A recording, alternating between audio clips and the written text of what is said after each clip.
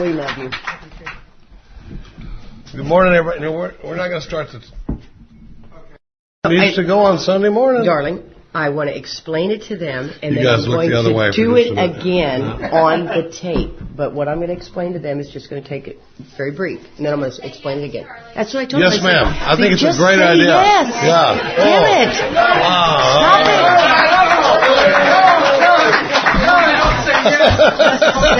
Just say yes, honey. It's an easier, softer way. Like, dear. See, Glenn? We discussed this. I know. Oh, no.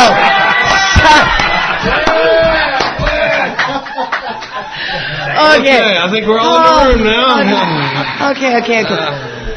Thank you, Martha. What I was going to say was we did this one time in Georgia, and it was because the meditation, we were going to do this meditation with the gongs and the bongs and all this stuff, and the machine did not work, thank God. And so Charlie said, why don't you explain positive prayer?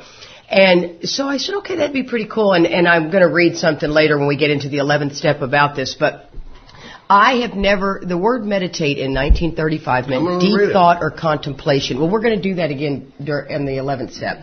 But, I'm typing right now. So, yes, dear. There you go. Just yes, dear. I'm just giving Solid it. Plan, this honey. is just for us here to do this for the 3-minute meditation.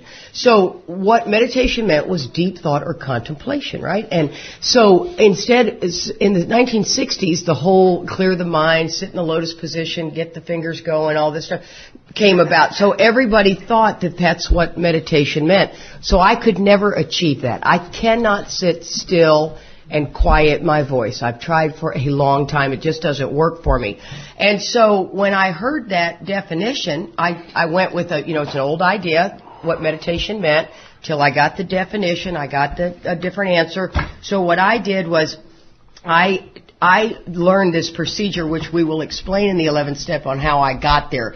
But this is what I want you to try if you struggle with the silence. And that is to take maybe, since we're going to do 3 minutes, take maybe 2 people, possibly 3, might only be 1, and say you have trouble with a child of yours, stubborn, a parent that just you feel doesn't love you, a relationship that is taxed, very taxed relationship. And I want you to take that relationship and think about if you could write the script, what it would look like. Say you have trouble with your father, and you two just buck heads and you don't get along. You say, my father and I have a relationship built on integrity and trust. We sit and have meaningful conversations. He deeply cares and respects my opinion. His health is outstanding. He has a great relationship with his Creator. Do you see how you're putting everything in a positive light of how, if you could write the script, what life would look like? You have a problem with an ex-husband. You have a boss you absolutely can't stand. You're not praying for them to, that their life be great. And you're praying for what your unity with them would be. And try it, and it's really pretty remarkable. And then, as your meditation goes on in time, you'll end up adding people to it. And my positive prayer is 20 minutes long in the morning. And I go through each person, and my son is a non-smoker. He has a clear complexion. His teeth are white, clearly. He is a smoker with his face is not terribly clear, and his teeth are not white, right? Because he's a boy and he does not brush his teeth. And so, you know what I'm talking about. Just the hygiene to bring you boys up to snuff is a lot of work. But so you with me on this, as spoken from a true mother. And so that's what we're talking about is what we're, so just try that. It's pretty awesome, and what it does to your heart. If you don't like the silent meditation, if you like the whole quiet your mind thing, more power to you. Here we go. 3 minutes. God, please help me set aside everything I think I know about the big book, the steps, the fellowship, myself, and even you, God, so that we could have a new experience. Please help us to see the truth. Amen. Amen. Good morning, everybody. Sunday morning at the Wilson House. It's a special place, I tell you. And it's just sometimes conscious that, Mark used to say, I've never experienced this day before, and it's amazing to me how little time I spend conscious in the day if I don't take a second to think about it. But I was looking out the window yesterday, just at the big evergreen trees and the snow falling everywhere. I mean, you saw how distracting the snow was for us. Yeah, at one point it was swirling out there, and Katie was like, do people survive this? Blizzard. We've never seen anything like this. But we did a workshop in New Jersey one time, and it was going to be on a lake. So we're going to the lake to do this workshop, and she brings this cute little swimsuit so she could go out and maybe. And we get there, and there was a rock about this big on the lake. I mean, the lake was solid ice, and there's a big boulder sitting out in the middle of it. And I was like, honey, you got to go out. Maybe you could go sunbathe out by the rock, It was like 70 in Texas. Wow. So we get used. I'm going to read a couple of things this morning. I wish we had time to talk about outside literature a little bit, but just briefly touch on it. Of course, this is not an official AA meeting, but even in official AA meetings, for a long time, like our group uses a study guide to help us stay focused on our study of the Big Book, and it has a question for almost every sentence out of the Big Book, and it doesn't add anything really, and it's worthless without a Big Book, because it'll say stuff like, what was our dilemma? After we've read the page, and so the chairperson will say, what was our dilemma? And then somebody in the audience will go, it goes around the room and it'll say, lack of power was our dilemma. And then the chairperson will say, what did we need to find? And so we had to find a power that could solve our problem. And then the chairperson would say, what did this power need to be? Well, it had to be a power greater than ourselves. And why is that? Obviously, and because, my power ain't getting the job done. But it's something with this squirrel cage of a brain of mine, it slows it down enough where I see new stuff in there all the time. But it's one of the things that I'll tell you, if you get active in AA, you're going to wind up with some arrows in your back. Mm-hmm. And you'll never know where they're coming from. I mean, but a friend of mine likes to say that in AA, when we form a firing squad, we always form a circle. So we wind up with some of our best members, picking each other off over little nit issues, like the study guide created a lot of controversy, and if you've gotten most of your AA principles and philosophy and facts out of the spoken word, or what we like to call oral tradition AA, if I've just been going to meetings, I can hear a lot of stuff, and it's like we talked about earlier, where we said, if the guy hears it in AA enough, he's going to think it's AA. And my whole time I'd heard no outside literature, hey, no outside literature, and all that, and I thought, well, that's got to be must be the 13th tradition or something. But when we started getting into this deal, I started doing some study on it, and and it turns out, there was even a letter written in 1978 from General Service Office saying that just because there's conference-approved literature, the Big Book, AA Comes of Age, Pass It On, 12 and 12, a lot of stuff is conference-approved literature. That doesn't mean that there's conference disapproved literature, and that the highest authority in Alcoholics Anonymous is an informed group conscience. God as He may present Himself in our group conscience, but there's a big difference between a group conscience sometimes and an informed group conscience. Sometimes you have to be careful of snap decisions and quick little mini group consciences and stuff like that, but if a group decides they want to open the meeting with, a Sermon on the Mount, or hell, they could be the Book of James. It's not necessarily what I'd be looking for, but that's their group conscious decision. Unless it's affected other groups or AA as a whole, they get the right to do that. Now, and I will never use one tradition to break another tradition. We got to be conscious of the spirit of the traditions. I think as we're going through it, I don't think you can say, we're doing this over here that's really not right, but over in the fourth tradition it says every group has the right to be wrong. I don't think that's the spirit of what we're trying to do, really. But as far as outside literature, there's a lot of stuff, and there's outside literature quoted all throughout the Big Book. Yesterday we read that quote from the Book of James, that faith without works is dead, and that's the reason I had quotation marks on it. They quote Herbert Spencer. They quote other stuff. I can't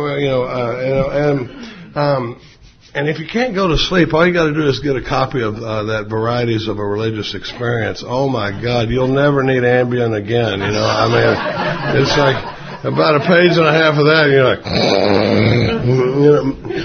So, but anyway, I thought when we started this group, there was this controversy with one lady had 35 years, and she was. I mean, one guy came to the group, that was a district guy. And I thought, oh, good, look who's here, And he bought a copy of the study guide. Well, it turns out he was going to GSO the next week, and he was going to take them the study guide and show them what an outrage it was. Like they're going to send some GSO SWAT team down to Austin, Texas, and go, drop the study guides, I mean, it's like, they don't do that. But I thought we would all study the traditions and we would learn from this, we'd go on the internet, see what we could find to read about it, see what the official position is on outside literature, well, that wasn't happening because of that thing we were talking about yesterday where he said, if you come at me with something that differs from my belief system and what I've been carrying around for a while, or God forbid you come at me with something that differs from what my beloved sponsor has been saying for the last 20 years, I don't want to hear about it. I don't need to read anything. I got to blow you up, or I got to look at what you're saying. And 8 times out of 10, it goes the other way. And so it's interesting to see how that rolls. But we don't read this kind of stuff in our normal meeting. But I do have a couple of things I want to read. We're in steps 10, 11, and 12 this morning, and most of our focus is going to be on 10 and 11, I think. But it's amazing how often the reading out of this around the year with Emmett Fox, I will say, in the morning I've got a stack of books and my evening review forms and I try to read 2 pages a day out of the big book when I'm doing well. That's a little tip. If you read 2 pages a day out of the big book, you'll read the basic text of the big book 4 times in a year. And most of us would be improved by reading the basic text 4 times a year, even twice a year throughout, the first 164 pages. But I read that, but the one I really look forward to out of my whole stack the most is this around the year with Emmett Fox. For some reason, Emmett Fox really speaks to us. Katie is way deeper into him than I am. But listen to the one for today, and we're in step 11. Listen to this. February 20th. With all sails set. It's short. God intended us to have dominion over our lives, to be the captains of our souls. Of course, in the ship of life, you cannot make port unless all sails are set. You must pursue the spiritual life wholeheartedly. You cannot expect to reach port if you are faithful in your prayers and meditations for a time, and then you forget about God. You are the captain of your soul when you can say, I and my Father are one. The Father that dwelleth in me, he doeth the works. That's the one for today, and I like to read that, and then I go into my little 3-minute meditation. I'm not going to ask for a show of hands, but I will tell you that when Katie and I went to that workshop with Mark for the first time, we meditated more that weekend because they did a 3-minute meditation before each session. Mm-hmm. And I didn't have a lot of experience with, and Bill once wrote a thing in a letter. He said, if you've been sober a while and you're uncomfortable, you probably either misinterpreted or neglected the 11th step. And it's easy to do, and it's easy to get support for in the rooms. But before we get into what we're going to talk about this morning, how many people noticed in the kitchen here at the Wilson house that boomerang on the end of the cabinets? And I was looking at it, and a friend of mine had a keychain, an AA keychain, and it had a boomerang on it. And a lot of us don't really know much about Bill Wilson's history. I'd been sober a good while before I got really fired up about history, but there's a couple. I'm reading a book right now that's put out by Hazelden called The Soul of Sponsorship, the friendship of Father Ed Dowling and Bill Wilson in letters. And it's a really pretty interesting book because Bill really relied on but a lot of us don't know much about Bill other than what's in Bill's story in the book, and it's amazing to me that the founder of the fellowship wrote a story that was 12 pages long, or 12 or 13 pages long. I mean, because I'd have needed 150, if it was me, and you had to edit it down to that. But it says, I'm going to read 2 pages. Suffering came early in Bill's life. This is kind of interesting because we are right in the middle of this. This was all happening on this property. It says, One night, Bill's father had been drinking and arguing with his mother. Then he deserted Bill, 9 years old at the time, and his sister Dorothy, and his mother. Bill told the story this way. Mother took Dorothy and me on what we thought was to be a picnic at beautiful North Dorset Pond, now called Emerald Lake. It's right up the road. We sat on the southwest shore under a shade tree, and Mother seemed very quiet, and I think we both had a sense of foreboding. Then it was that Mother told us that Father had gone for good. To this day, I shiver every time I recall that scene on the grass by the lakefront. It was an agonizing experience for one who apparently had the emotional sensitivity that I did. I hid the wound, however, and never talked about it with anyone, even my sister. After his parents' divorce, Bill was placed with his maternal grandparents. That's right here. His mother left to study osteopathy. His mother moved off to become a doctor after that divorce, so he was left with the grandparents. He would later interpret the event this way, and that meant if only my parents had loved me more, they wouldn't have separated. If I'd been more lovable, it never would have happened. It always came around to that. It had to be my fault. I was the guilty one. There was something wrong with him. AA's official history, Pass It On, concluded, for young Bill, the divorce must have been painful beyond imagining. He was being separated from a father he adored at a difficult time in the life of a young boy, the beginning of puberty. To compound the injury, divorce in a small New England town at the beginning of the century, 1906, was virtually unheard of. It may have aroused feelings of shame and disgrace that the child of divorced parents today would not understand or share. Bill said he remained depressed for almost a year following his parents' divorce. Here's where we get to the lighter piece of it. Bill decided he would show the town he was somebody. He lacked anyone or anything to turn to except books, and his grandfather, Fayette, who had taunted the young Bill, "It's an odd thing. I've been reading a good deal about Australia lately, and no one seems to know why Australians are the only people in the world who can make a boomerang." What would you do if you heard that? Go make a boomerang. Yeah. After almost a year of experimenting, Bill made his final boomerang out of the headboard from his bed. It worked. His grandfather kept walking around repeating, "The very first American to do it, our Willie, the number one man." In 1909, God, I'm an emotional slob. In 1909, sorry, I must have tapped into some issues there. Estrogen going on. Shut up. In 1909, Bill traveled from East Dorset to Manchester, all the way from here to Manchester. You know, we went there for dinner last night. You know, I mean, it's like, but it says in 1909, Bill traveled from East Dorset to Manchester by train to begin high school. Well, I'm going to stop there. Well, no, I'm going to read the rest of it. It's a co-educational institution. In a 1955 talk, Bill looked back on this time at Burr and Burton Academy. In that early period, I had to be an athlete because I was not an athlete. I had to be a musician because I couldn't carry a tune. I had to be the president of my class in boarding school. Does any of this sound familiar? I had to be first in everything because in my perverse heart, I felt myself the least of God's creatures. I could not accept this deep sense of inferiority, and so I did become captain of the baseball team, and I did learn to play the fiddle well enough to lead the high school orchestra, even though it was a terribly bad band. I was the leader, and lead I must, or else. So it went, all or nothing. I must be number one.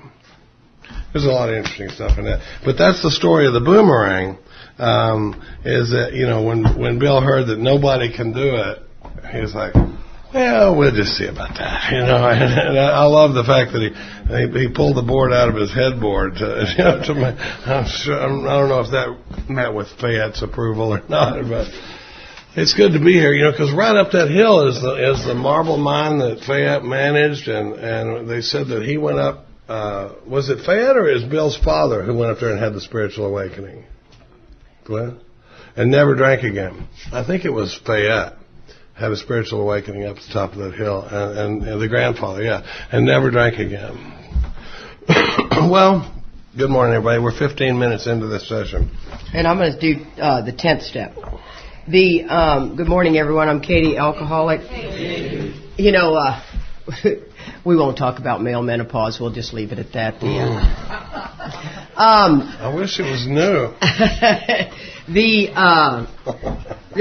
10 and 11 are the maintenance steps, and I think it's real important to understand, once again, the way the book rolls out, the way you're teaching sponsorship, the way we understand this, and once again, I'm big about the semantics, is the maintenance steps are required to maintain what we have.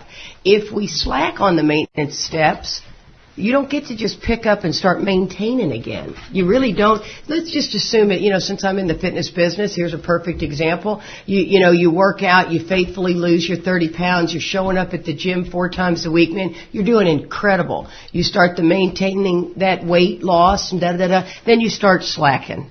And you're not going to the gym, and you haven't been to the gym in a couple of weeks, and you start eating poorly. Do you get to go back to maintaining, or do you have to go back to getting unblocked again? I mean, it doesn't work that way. And so what happens is, and especially if you sponsor a lot of people, you can watch them slide from the maintenance steps, and then all of a sudden they are restless, irritable, and discontented, and they can't figure it out, and they try to meditate their way back into peace. You can't meditate your way back into peace because you're blocked. You couldn't hear God if he had a bullhorn. It doesn't work that way. You almost have to go back to either the 9th step and continue with cleaning up your past, or you have to go back to a 4th step and continue the 9th step. You can do all of those at the same time. And that's where the book, it leads you right into it. And I think as a sponsor, it's my responsibility to let these people know when they call me and they go, I don't know what's going on. I go, I know exactly what's going on. You haven't done a 10th step in 4 weeks. How has that happened? How have you not been resentful, dishonest, selfish, or afraid and talked to me about it? Well, I talked to other people about it. Oh, so you talked to enough people that said, yeah, that guy was a loser. He shouldn't have done that to you. You're not seeing your problems are of your own making. The last thing in the world is for me to go to somebody in AA and get them to co-sign my BS. How many of y'all know what I'm talking about? Oh, and you can find them. Absolutely, you can find them. I need somebody to go, you know what, you shouldn't have been with them anyway. It's a good idea that you're not with them anymore. It's God doing for you what you couldn't do for yourself. Oh, yeah, that line's used really a lot. Yeah. And the truth is it's like, when do we get to knock the other person's behavior? If you want to go to therapy and discuss it in that term, that's okay. Because that's where that conversation can take place. In Alcoholics Anonymous, as ex-problem drinkers, our constant thought of others. And so, what I have, and that never means you're going to be a doormat and let somebody mistreat you. But what is going on within you that's going back and allowing that to continue to happen? My problems are of my own making. Where did I set the ball rolling? Where did I make decisions based on self which later placed me in a position to be harmed? Right? And so I'm always telling my guys, bless their heart, I'll go, okay, so now repeat after me. Your program sucks. Okay, my program sucks. It absolutely does. Because we can't go anywhere until you see that you've caused these problems by not maintaining your spiritual connection. The book says we have an entire psychic change. I think we work a lifetime to get this entire psychic change. Most of us, at least my experience was, once the obsession to drink was gone, which was a psychic change, no doubt about it. But it was huge to me, right? Huge. And so I let that be pretty much it. And then I just went on and became the victim of the delusion. I can do the rest on my own. Take that big chunk away. When I didn't realize what God's saying is, oh no, Katie, alcohol is but a symptom. We're going to give you an entire psychic change. We're going to look at all your old ideas. We're going to constantly see where you set yourself up to fail over and over and over again. I mean, how many of you guys, we're egomaniacs with an inferiority complex. I got to do this so I can be this, and you got to tell me I'm okay. If somebody doesn't tell me I'm okay, I got a problem, right? And when God's saying, no, I'm the one that's going to be telling you you're okay, and you're like, well, that is not enough. I don't know about you guys, but that is not enough, right? And how many of y'all can have 1,000 people tell you you're fine and one person tell you you're not, and that's all you focus on, right? I mean, we hear that all the time. And so the truth is God says, if all of them say you're not okay, I'll tell you you're okay. And once again, when you're on the firing lines in AA, when you're carrying a message that's got depth and weight, you're going to take arrows from everywhere. And what we got to do is not blow those people up for not being awakened to what you've been awakened to. Right? I mean, one of the things is that it's so important when it says grow in understanding and effectiveness. I have got to grow in understanding and effectiveness. I never want anyone to think I'm a spiritual giant and it's my way or the highway and you know, that whole, deal. And so that's one of the reasons I'm very transparent in my, self-centeredness. Now, sometimes when I'm telling stuff about myself, people in the audience will go, God. And you're just like, every ounce of me wants to just go. You know what I'm saying? And, you just aren't awake yet. And because there's a level of vulnerability when you get that transparent. You know what I mean? And, but here's the deal. God says, you were the one that needs to carry this message. You were the one, Katie, that I can help you be okay with that. Just keep coming to me and I'll make you okay. Right? And so when we talk about this entire psychic change, what I didn't realize, and I love the way Charlie says it, because it breaks my heart. I really believe Joe, Charlie loved my husband. I loved my husband. That's the one wonderful thing about our relationship is there's no jealousy and are we going to keep talking about this guy? And, Charlie, we all grew up together. But it was so sad that Joe missed what we found with Mark. I think he would have possibly stayed sober. I think life would have been different. I don't think he would have died of a heroin overdose. I think it would have been different. I don't think he ever had that second surrender. Yeah, to the self piece. And had I not made it, I would never have known. I would have thought I did the AA program. I would have swore to God that I know what those 12 steps have to offer, and I got it, and I'm there. I had no idea that what I got today is that in my prayer and meditation time that I'm actually so connected with the God of my understanding and so loved that it can bring me to tears frequently. And that I have never, ever, ever, ever experienced through those 12 steps. Didn't know it was available. And that's what I'm talking about is that no matter what, I know God's got my back. I can't feel Him. I can't touch Him. But I know He's got my back. And I know no matter what, I'm going to be taken care of. And life is actually going to be great. But the choice is mine. How do I want to see it? What is my perception? Because let me tell you guys, my perception, everything everybody says will affect me if I'm not working these 12 steps. Everything. We could all be sitting around having a conversation and one person say something with some sort of sarcastic remark and I'm thinking, yeah, well, okay. And I'm over here missing the whole rest of the conversation because of that smart Alex stupid remark, and I really need to figure out. And then somebody else is talking to me, and I'm not even really thinking of what they're saying because I'm still thinking of this idiot over here that just clearly didn't get what I was saying. And you know what I'm saying? And I'm missing the whole moment. And instead of when somebody says that, I think, wow, man, they're just still asleep to what's going on. And in AA, we're around a tremendous amount of personalities that are self-centered. Yes? Yeah. I mean, the fact that we can all sit in a room and not kill each other is pretty shocking to me.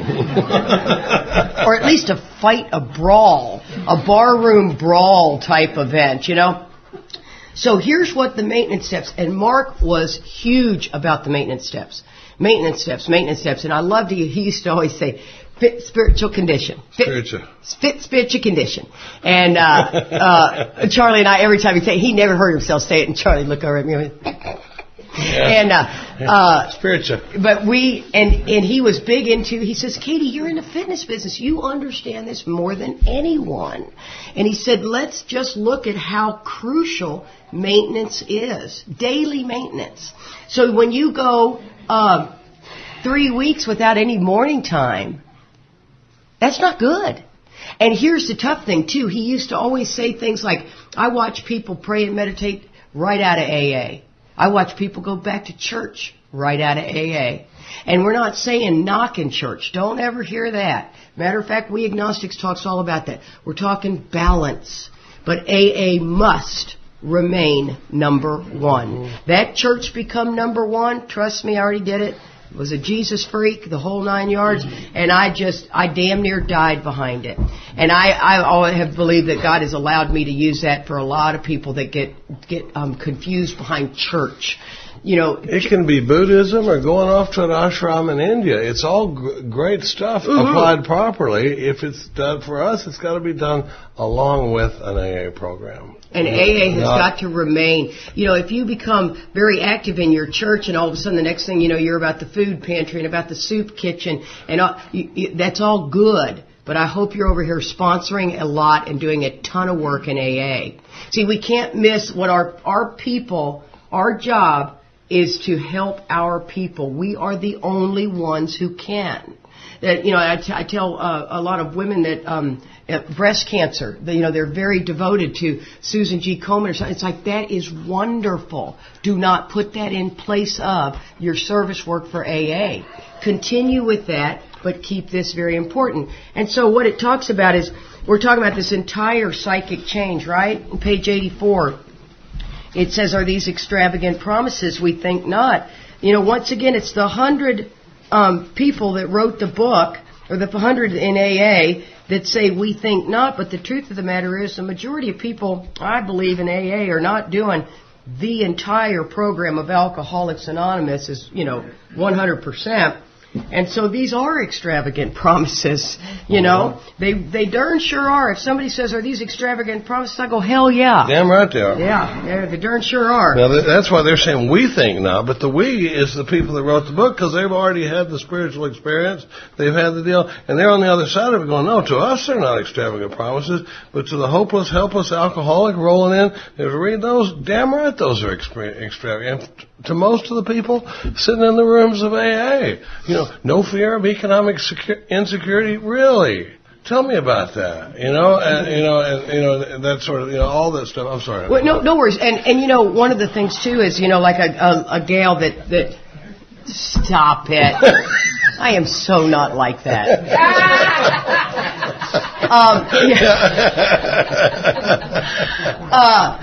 One of the girls that I work with is, this girl is amazing. She's 3 years sober. She's doing the discipline. She's sponsored a ton of gals. She is really in the work. She's bringing it to me. And she loses her job. That's pretty scary, right? Job is gone that day. And she calls me freaking out. She's smart as a whip, got a degree and a law degree. And she starts, you hear the starting to getting close to the abyss. She's already living on the streets, that's what I'm saying is you got to stop those people in the delusion. I don't want to hear about your feelings and how scared you are. Whoa! It's just day one. In a year and a half, if you still have no job, let's start looking at that. But right now, hold up. And I told her, I said, the book promises me that you are in a position of neutrality, safe and protected. Stay close to him and perform his work well. You need to remember that. Do not go into the delusional fear. You will miss life, worried to death about this job. And I swear you could just almost say that. And she had to stay in close contact with me. That was not enough fairy dust to sprinkle on her to fix her. Don't get me wrong. But we stayed in very close contact. Within a week, she had a spectacular job. The best job in the whole wide world. You know how it always is. The best. Yeah, give that about 3 months and she'll be bitching about it here. You know what I mean? But that's okay. She was like, my God, Katie, she goes, I got to tell you, I immediately went to work with my sponsees. I put out the job applications, which we all know doesn't take all 8 hours a day to look for a job. You look for the job. That's a priority, important to do. Put out those applications, go on those interviews, and then go help a drunk, period. Don't go to a meeting. Go help a drunk. Don't go to that meeting talking about your fear of the fact you lost your job and suck the life out of that meeting.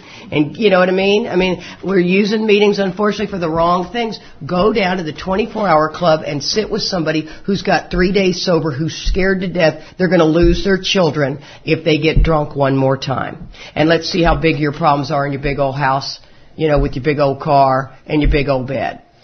And that's because it's a disease of perception. We lose our perception.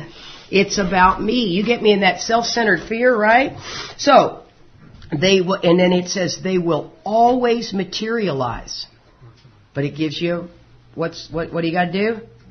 If you work for them. You can't sit around and think about them. You can't sit around and talk about them. You have to do action, action, action, action.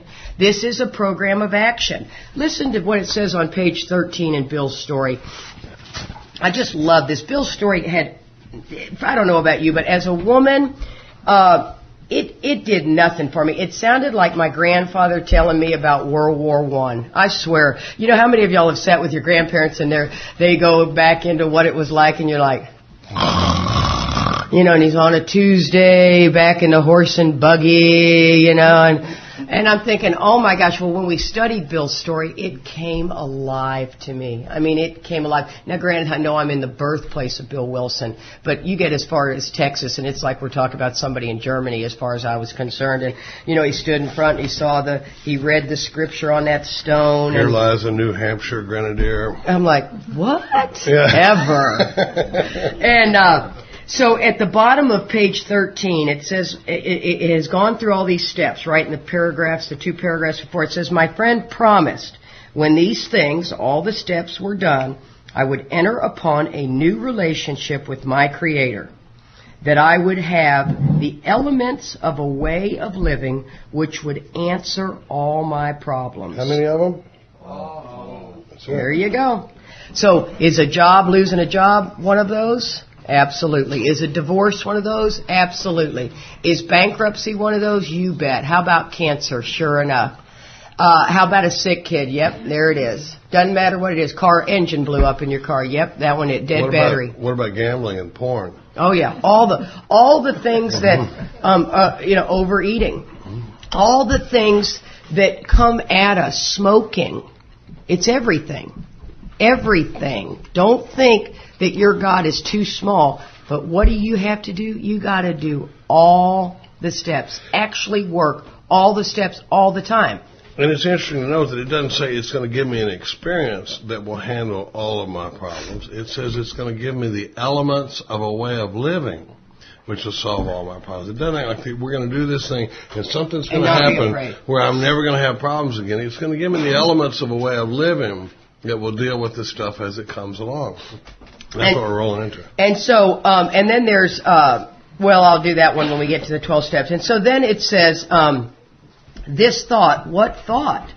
The thought about continuing to clean up the past and that they will always materialize if I work for them. I got to tell you guys, I thought the whole meditation thing was that silent meditation. I completely removed the 11th step out of my life. I just said, you know what, I don't dig it. It's not for me. I remember saying that in a meeting one time. I walked into a meeting on the 11th step, and I couldn't wait to raise my hand and say, I don't do it. I still think, oh my gosh, I just don't do it. I don't dig it. I can't sit still. I don't like it. I mean, I would read daily reflections on the back of the commode, and that was it, right in the morning. And that was my meditation. And so I could check it off. When people said, well, do you do anything? I read daily reflections. I mean, how long is that going to stick with you spiritually? Until the guy cuts me off in traffic.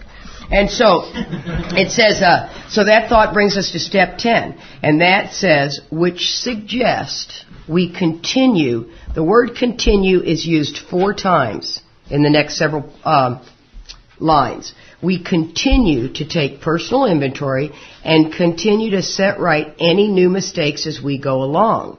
Now, the 12 and 12 muddied the waters. I'm not saying the 12 and 12 is bad. Oh my gosh, I'm not saying that. It's a good piece of literature, but it tends to stand in the way of the great. Right? You want to study the 12 and 12? More power to you. But it's the big book that was given to us. Yes? We got to look at the history and all that. And so for some reason, in the 10th step of the 12 and 12, the last page talks about an evening review. And so you'll hear people say that they did their 10th step at night. They got the semantics very wrong. And you can tell who studies the 12 and 12 and who studies the big book when they state that. And so the 10th step is a spot check inventory. What's being done is they're talking about inventory in the 12 and 12, the different forms of inventory. That's where it's misunderstood. And so it says we continue to take personal inventory and continue to set right any new mistakes as we go along.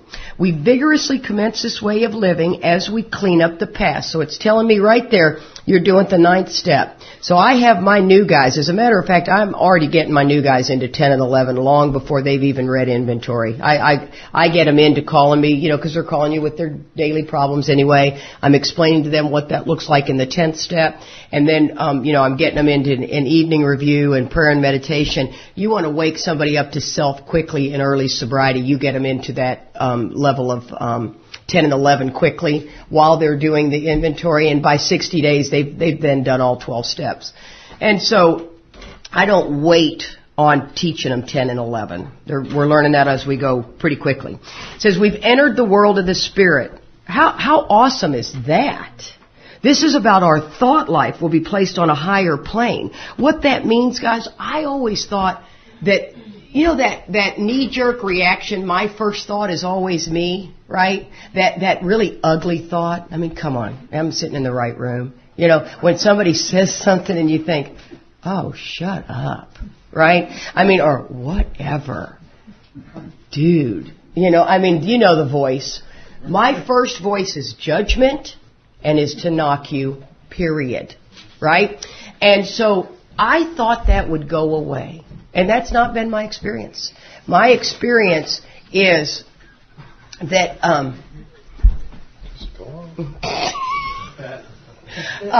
my experience is that when that happens, I'm able to take that into my toolkit of spiritual tools. And I can then say, you know what, God Almighty, I can then say, man, you leave us alone. I know, you spilled the coffee all over him, and you're a terrible waitress. Oh my God. Here, dude, here's the coffee. Oh shoot, I spilled it on you. Oh, it's on your book too? Yeah. Okay, well, go on, honey, go on. That's the way I've always said you can test like these spiritual giants in AA, they're talking about how they never have any problems and every day is a perfect spiritual day. And I'm like, I'd like to see a newcomer spill his coffee on that guy's big book, and see how he spiritually reacts. Yeah, get him. Yeah. Well, and so what I did is now I get that knee-jerk reaction, and I'll say things to God like, oh God, I don't want to be like this. Please help me. Please help me see this in a different light. Please help me realize that this person is really doing the best they can do. You know what I mean? I mean, my default setting when I am really spiritually tuned in is prayer. My default setting is always prayer. If my default setting goes to, what an idiot, Jesus, I wish they would just shut up. They're just bugging the crap out of me. And you know what? And they're, God Almighty, they don't know anything. Could you imagine being married to that loser? I wonder if there's any meetings that he doesn't go to. Yeah. Are you with me on this dialogue? This dialogue takes on a life of its own. And then before you know it, I don't even know. I am so knee deep in burning this guy to the ground, or female, it doesn't matter. I just have to say guy. And I'm burning them to the ground. And if that has gone on for about 3 minutes, I'll think, wow, I'm not doing that well. I'm a little restless, irritable, and discontent. Might need to be looking at this, give my sponsor a call and go, you know what, I'm deviating from the plan here. I was burning somebody at the stake for about 7 minutes. Now that is what I can, when my default setting goes to prayer and I have that instant compassion, I am doing well. That is not my experience every day, guys. I am not here to say I am tooting my horn that I'm a spiritual giant. That's just my barometer. Because, see, I'm staying in maintenance. All of a sudden, in the fitness business, if I'm eating 3 donuts, little alarms going off. You know what I mean? I need to get myself back on track. So, it says, our next function. So that means, it's function in the dictionary means expected duty. Takes a different meaning when it says our next expected duty is to grow in understanding and effectiveness. You can use that in so many different aspects of your life. It's amazing. Just start integrating that term in your daily thinking, and it's amazing. Absolutely amazing. Growing in understanding and effectiveness. I'm going to grow in understanding and effectiveness. How can I be helpful to this person? There are times, and I tell Charlie this, we both sponsor. I sponsor 30 women. He sponsors 20 men. And you can do that when you're taking them right back to the books. Your troubles are your own making. We're not going to have a 9-day dialogue on this deal. We're coming back to your troubles are of your own making. We're going to go bing, bang, boom. We're moving on. Go help a drunk. Get out of this level of self-pity. It's not a life coach job. You know what I mean? And I don't know what car you should buy. I don't know what job you should take, but I can get you in touch with the power that does. And it ain't me. Matter of fact, I don't want to go there with you. But one of the things in this growing and understanding and effectiveness, I'll tell Charlie, the boys know me real well. And I'll say, you know what, personally, if I were sponsoring him, I'd put my foot on his throat so hard he couldn't breathe. I absolutely would. And I believe there are some people that you have to do that with. You have to sit them down and put your foot on their throat and tell them exactly how the cow ate the cabbage. And then there are some people that... Now we're in Texas. Yeah. We did have to explain that in Canada. Somebody's passed us a note and went, what is the cow eating the cabbage? And so, but then there are a handful of people that you need to come at them a little gentler. Handful. Did you hear how I said that? And for the self-centered, not narcissist. Maybe it is narcissist. That's like me.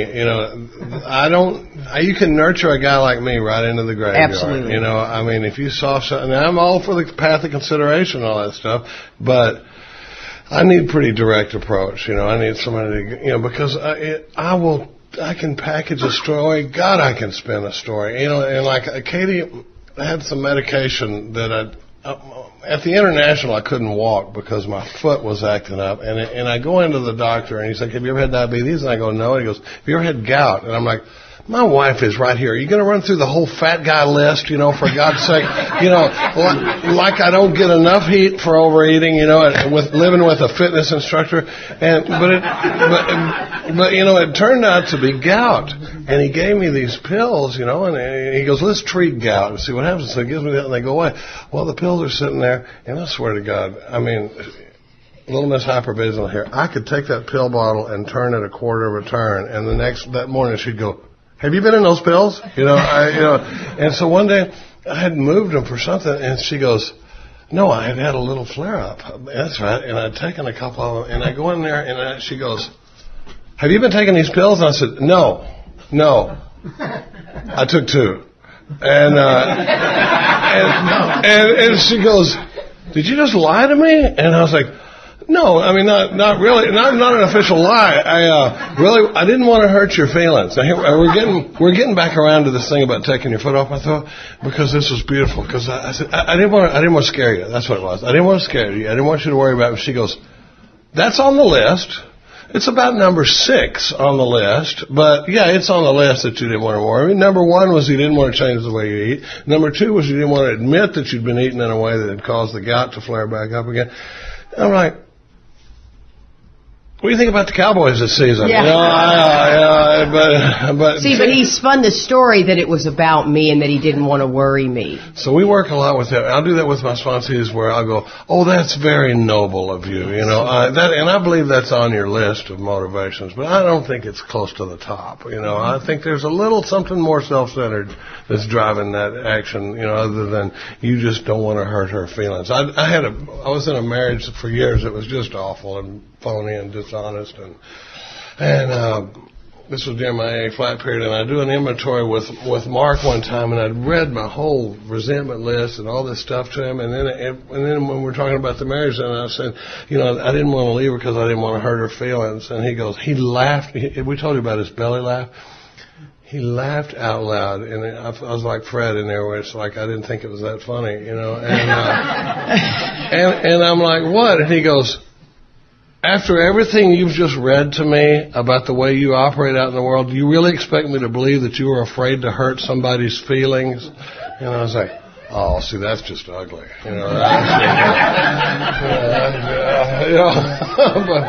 But that's the delusion we're talking about that we're under. This is not denial. That word is thrown around in AA.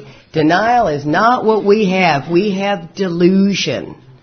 And I swear, I love to use that scenario about it. It's on the list. Because whenever somebody in AA comes at me with a noble, humble statement, I don't buy it at all. I completely discard it. I'm sorry. I don't believe that. I believe you want to believe that. And I believe it is on your list. I'm not saying you're heartless, but it's not the driving motivator. The driving motivator is so that Katie can get what Katie needs. And one of the sayings that my guys quote from Katie, and one guy puts it at the bottom of his daily email check-in every day. Katie one time said, she does it a lot, she says, I don't even know I have a motive until you don't do what I want. You know, so like, the example we used was I bought her son a car.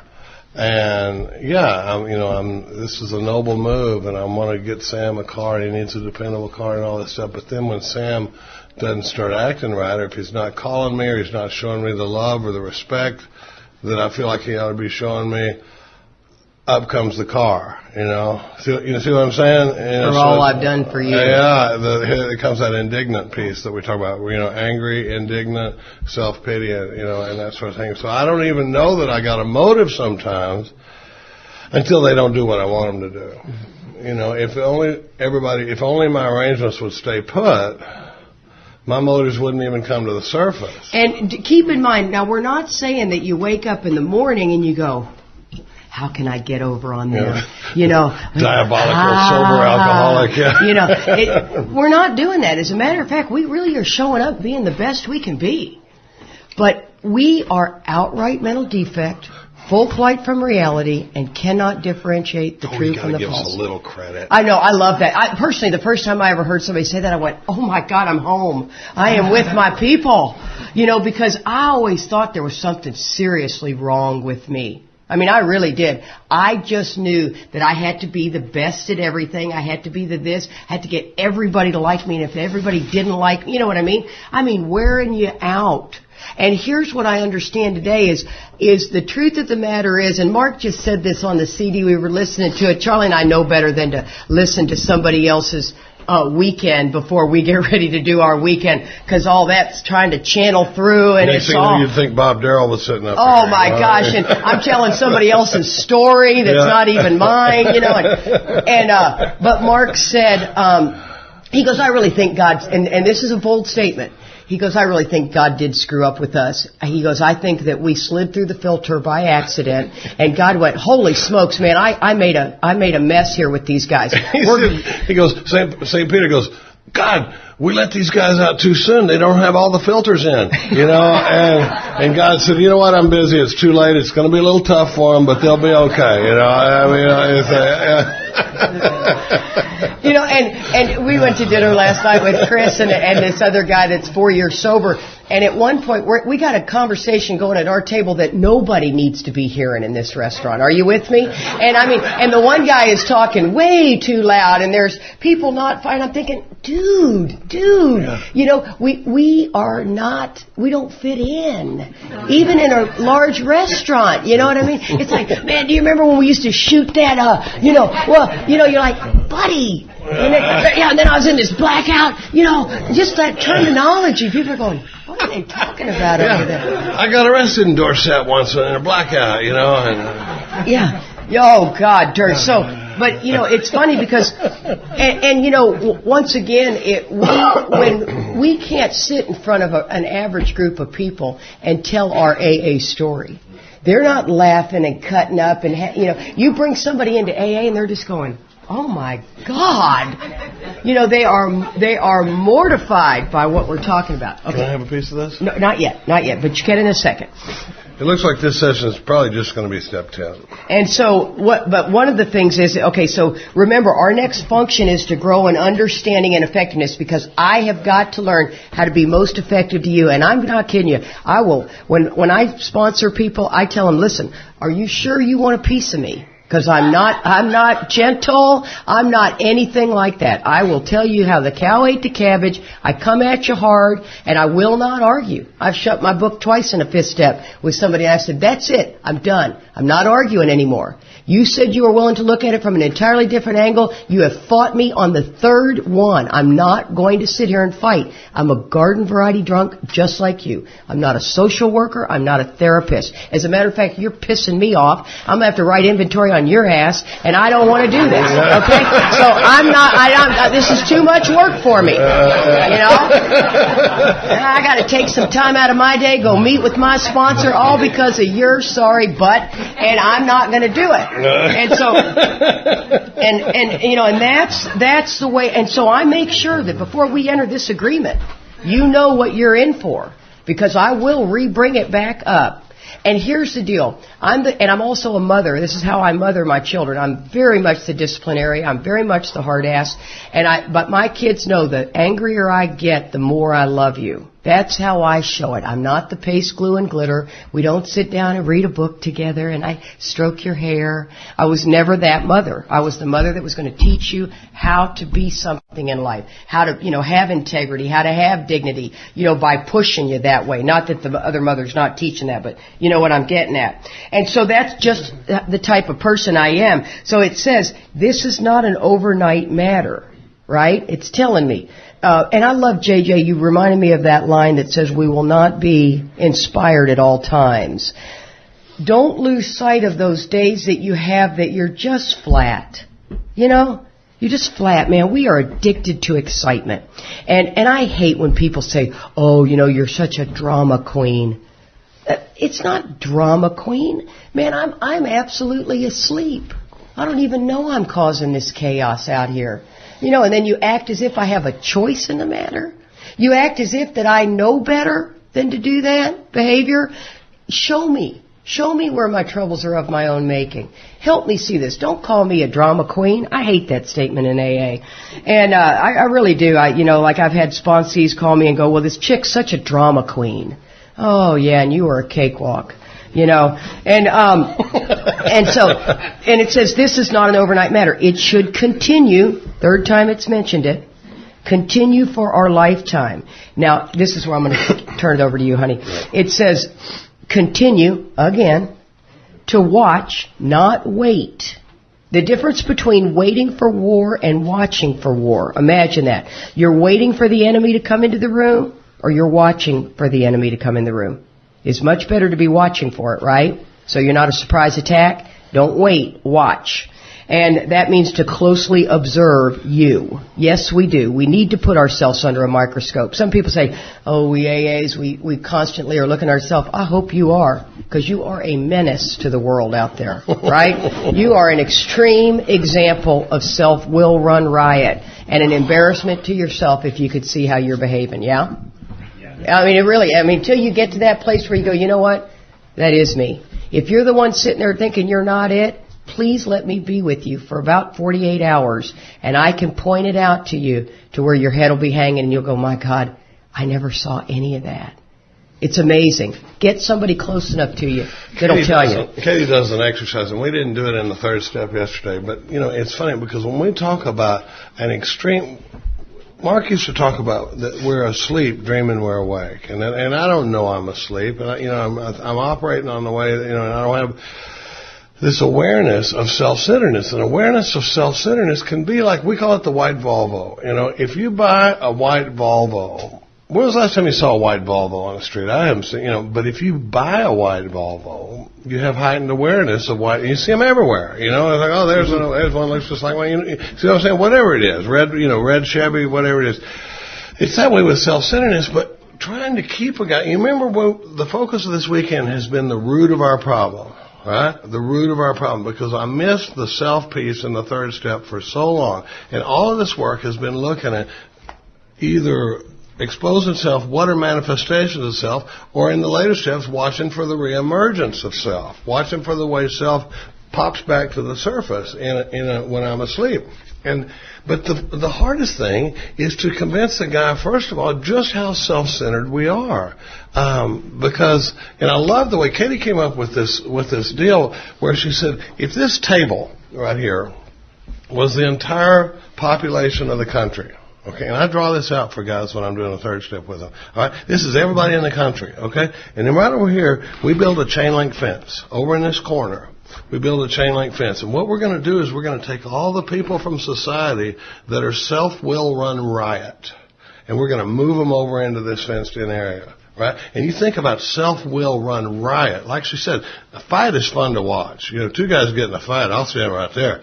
But a riot, there's no safe place to stand. It could go anywhere, you know. So self-will run riot. You got to wrap your brain around that. Not just self-will. Self-will run riot. Or in this fenced-in area right over here, okay? Now, we're going to go into that fenced-in area and pick out the extreme examples of self-will run riot. These are the guys that in the community of people that are self-will run riot, they're going, oh, this guy, you know, stay away from, you know, see what I mean? We're picking out the people that are an extreme example of self-will run riot. Welcome to Alcoholics Anonymous. That's, you know, you pluck them out, that's us. It says the alcoholic is an extreme example of self-will run riot. And here's the really tough piece. The world usually doesn't think so. See, we don't even think we belong inside the fence, right? You know, I should be in the White House, not in the fence. You know, and they're going, dude, you're an extreme example of people in the fence. You know, and you're like, really? Really? So when we're talking about watching for the reemergence of self, the beauty of the 10th step is that, you know, we rolled through the 9th step yesterday, and the timing on the 10th step, it says we vigorously commence this way of living as we cleaned up the past. See the timing on rolling? Remember, we didn't find any delays in working the steps yesterday, and now it's saying while you're making your amends, as we cleaned up the past, we roll into the disciplines of 10, 11, and 12. Because otherwise, I could still be waiting to make amends to meditate until I find Tommy Graves from high school to make amends to him. I got this one amends left, and then I'm going to do it. It says, as we clean the past, we vigorously commence this way of living.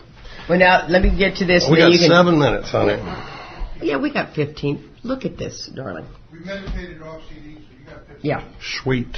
Okay, so remember. Thank you. Oh, good. Did you really? You swear to God. Yeah. See, Glenn loves that. Yeah. I don't like this back and forth thing, and both Jane and Glenn. Jane goes, I like it. It really shows what you got. And I'm like, great, Jane. I love you, so we'll You're keep eating it. up the clock, honey. Oh, stop. Okay, so it says, Tick continue tock. to watch, which is the close observation, for 4 things. This is where, when you're working with the sponsee, you can ask them, what are the 4 things you're supposed to watch for? If they have to pull out their book, they're not watching for them.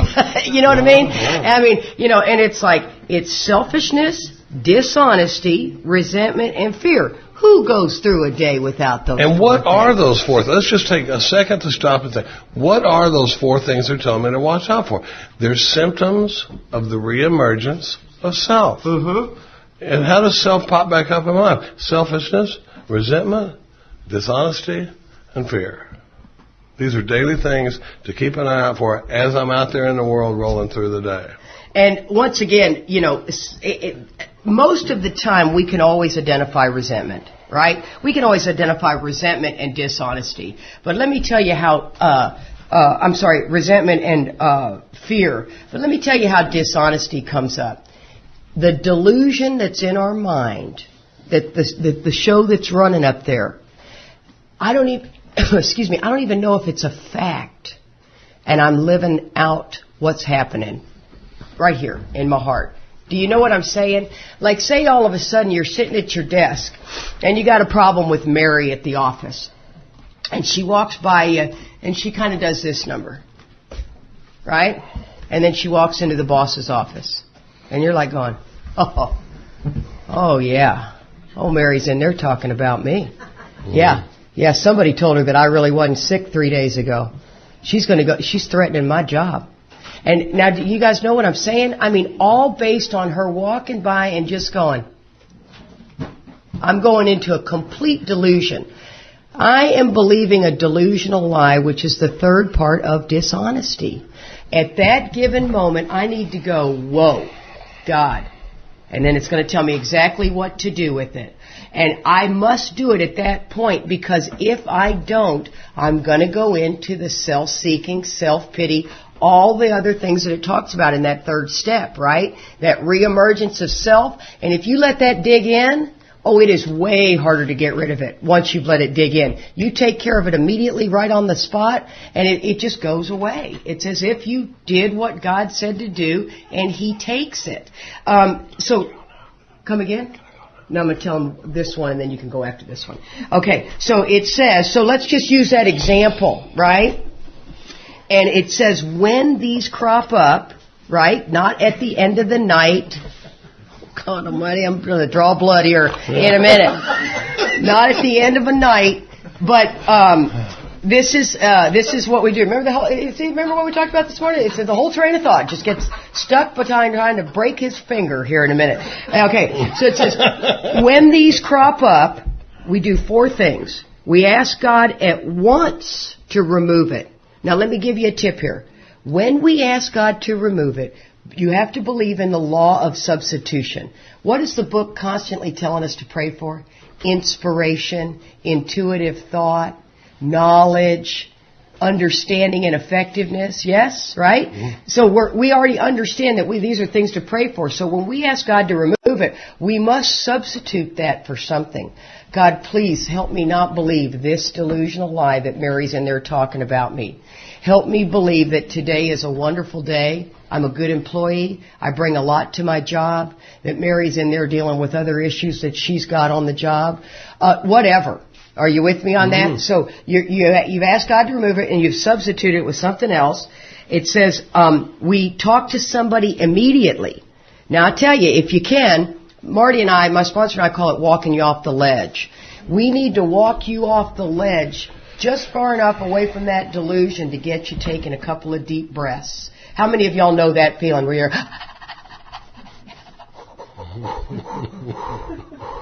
right? Talking to your sponsor just gets you, calm down. Thank you so much. I needed a different set of eyes, man. I needed another perspective. Don't lose sight of how important that is. Why do we always go to burn the house down first? Oh, my gosh. It's like insanity. And so then it says, that's right. And then we have to make amends quickly if we've harmed anybody. You know what? I mean, if we went over there and shot over to somebody and said, I know Mary's in there talking about me today. We got to go over to that person and go, hey, listen, man, I was overreacting. I'm sorry I threw that wrench in your day. It was inconsiderate of me to be talking about her. You know, blah, blah, blah. And then it says, we turn our thoughts to someone that we would help. Dave, for example, mom's ill. I'll be thinking about him this week. There's a handful of you guys that have brought some really touching situations that are happening in your life. And I always take those and I put them in a special place in my heart that says, God, when I'm doing an active 10th step, don't let me forget about them. I'll usually remember them in prayer and meditation time when life is good and smooth, right? I'll be thinking about the people who were hurting, had extra special situations going on that we were talking about. But when I'm doing a 10th step, I need someone else real quick in my mind. Are you with me on that? It's worth noting that it says we turn our thoughts to someone else. It doesn't mean we leap up from our desk at work and run down to the 24-hour club. We're just trying to recenter the spirit. And you can take over now. Nice job, honey. Thank you. You're welcome. Thank you for these 6.5 minutes I get left here.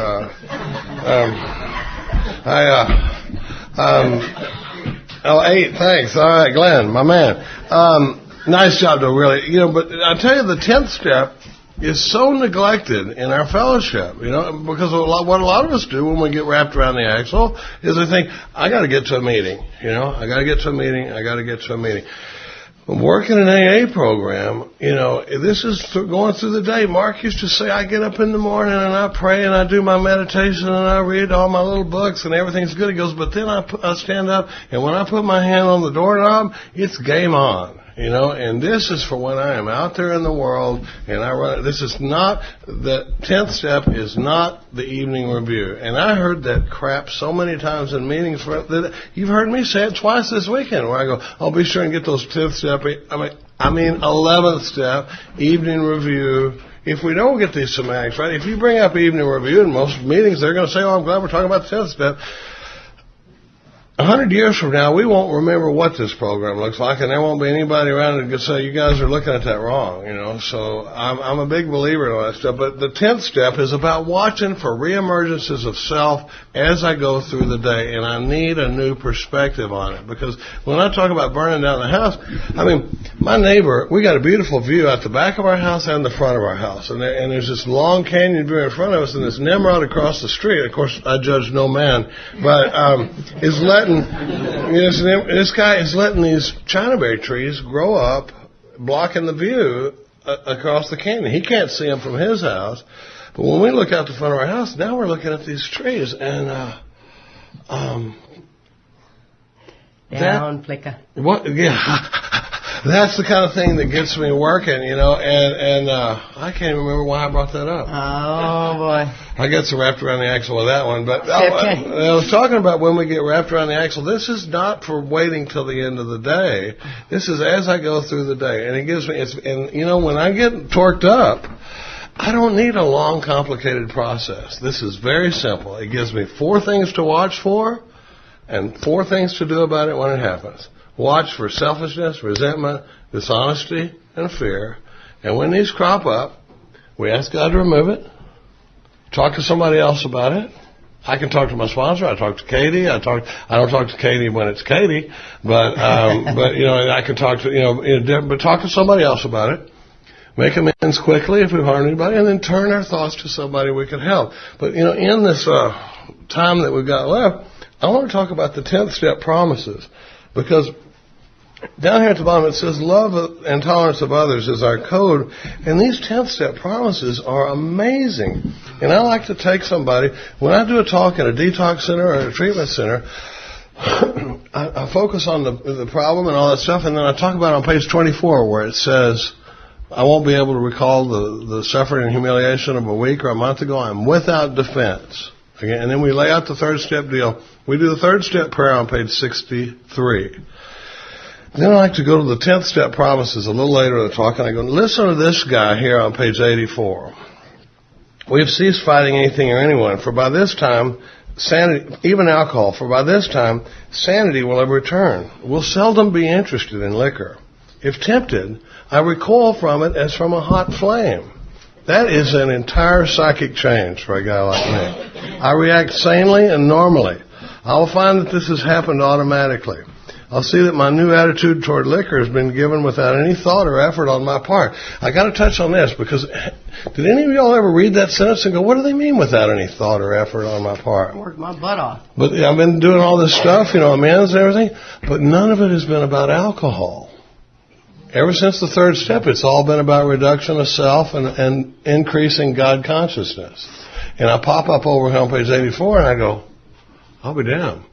We attack this thing spiritually and we straighten out mentally and physically. It just comes. That's the miracle of it. We're not fighting it. Neither are we avoiding temptation. We feel as though we've been placed in a position of neutrality, safe and protected. We have not even sworn off. Instead, the problem has been removed. And it says problem, which is any problem. It does not exist for us.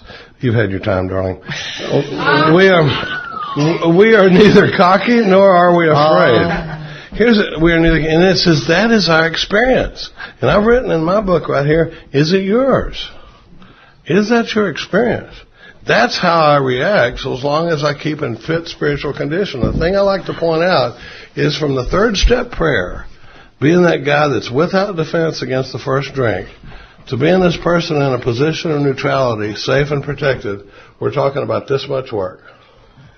21 pages out of the big book to go from without defense to being safe and protected, and that's what we will run from. That's what we'll try to go to the meetings to keep from doing. That's what, and when they crater and the obsession returns and they drink again, they go back to treatment. They don't go, I got to get with somebody and do that work that I didn't do the last time. They go back to the thing that never has worked for them, and they don't do the thing that we're telling you works every time. So that's why I'm saying being technical about this book and being able to lay this process out exactly the way it brings magical results. And whether you're brand new or whether you've been rolling in this deal for a good while.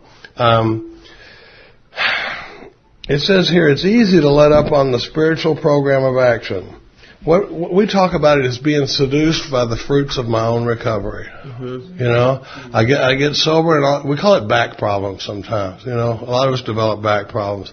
I get my car back and my job back and my wife back and and before long I don't really need to do this stuff anymore. You know, and I start acting. I tell these guys in treatment, if you want to see what I believe, follow me around and you'll see what I believe. And if you follow this guy around when he gets out of treatment, does he act like somebody that's convinced that he's powerless, or do I act like somebody that's almost powerless?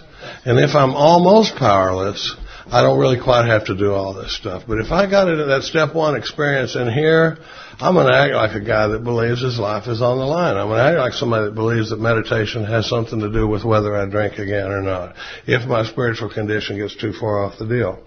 It talks about resting on our laurels. I'm going to finish this up because but it says what we really have is a daily reprieve contingent on the maintenance of our spiritual condition. Here's a line for you in this selfish program you hear these knuckleheads talking about. Every day is a day when we must carry the vision of God's will into all of our activities. How can I best serve thee? Thy will, not mine, be done. Does that sound like one of those hub lines back to the step 3 deal? Thy will, not mine, be done. These are thoughts which must go with us constantly. We can exercise our willpower along this line all we wish. It is the proper use of the will. We've given our will to God in the 3rd step. We've cleaned it up in step 4 through 9. He's given it back to us in step 10. He's telling us it's the proper use of the will. You get checked out with me, you get connected, get out there and think and do, you know. But we're going to break for 15 minutes. I wanted to say one thing. No, we don't have time. No, we do. We have a couple of minutes.